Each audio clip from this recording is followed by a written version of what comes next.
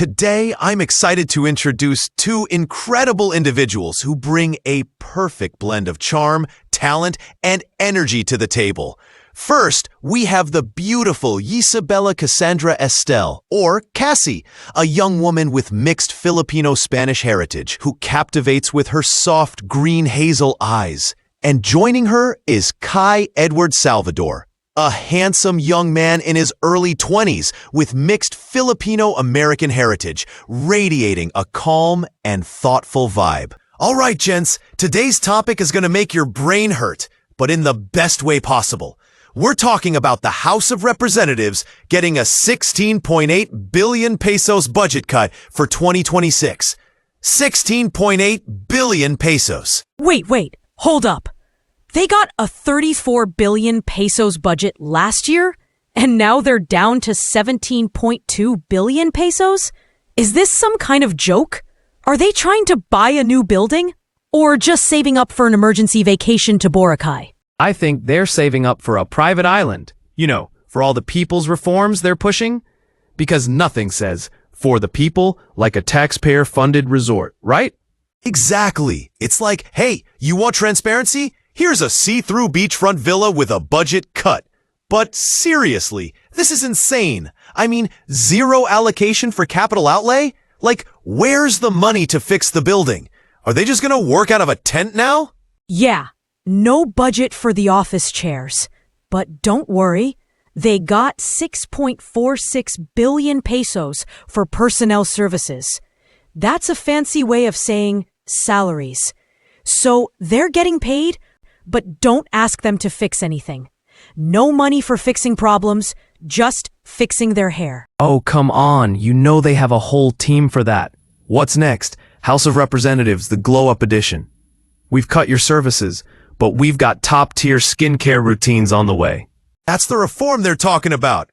All the important budget cuts go to the people in the trenches, but these guys are over here cutting costs on desks. Meanwhile, Romualdez is like, we're cutting down on small committees. Yeah, buddy, you're cutting down everything except your personal tanning budget. Yeah, because clearly the most important thing to cut is a committee that does the actual work. Genius move, really. Who needs committees when you can just shout reform from a poolside cabana? I'm dying. So let me get this straight. We've got zero for capital outlay, but they're going to allocate 10.34 billion pesos for the legislative program. Is that just for programs? Or is it just a code for more luxurious golf trips? You know that 10.34 billion pesos is just the backup for the real program, which is a series of Instagram stories called Budget Cuts, behind the scenes. It's gonna be a hit. I'm telling you, those stories are gonna be fire. Day 3 of budget cuts. Still no desks, but my nails are on point. Sponsored by Reform Beauty. Coming soon to a hearing near you. But hey, don't get it twisted. Romualdez says this budget is all for the people's trust and transparency. What's more transparent than cutting everything that makes sense and leaving us with a bunch of promises? Well, to be fair, people's trust is the same as the trust you have in your phone's battery when you're about to run out of charge but still keep scrolling. It's low, but you're holding on to hope. Oh, 100%. Like, yeah, sure. I'll just put it on low power mode. This is fine. They're doing the same thing. Just cruising on trust mode, hoping the people don't notice that they're slowly losing power. And let's talk about the reforms again. You know they love to say that. We're cutting small committees. Oh, so now it's a solo mission?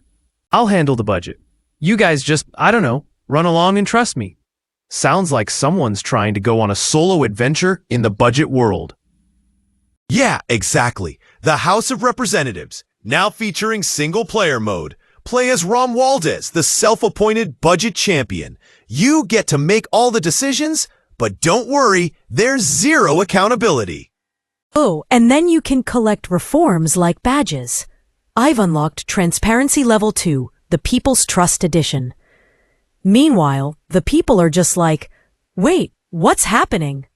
And at the end of the day, when you ask them how they're going to fix it, they hit you with a, just wait for 2027. It's going to be a great year. Trust us. Like that's the most magical year in the budget metaverse.